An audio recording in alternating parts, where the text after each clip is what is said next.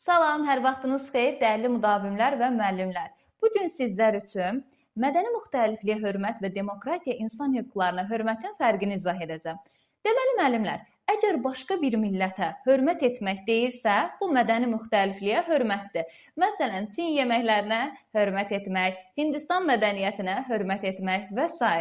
Amma demokratiya və insan hüquqlarına hörmətdə qarşımızdakı qanun çərçivəsində istədiyini edə bilər. Bu bizə xoş olmasa belə hörmətlə yanaşmalıyıq.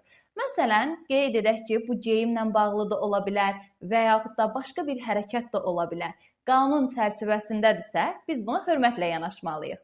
Yəni, başqa bir millət deyirsə, mədəni müxtəlifliyə hörmətdir, amma qanun çərçivəsində hər kəs istədiyini edə bilər deyirsə, demokratiya və insan hüquqlarına hörmətdir.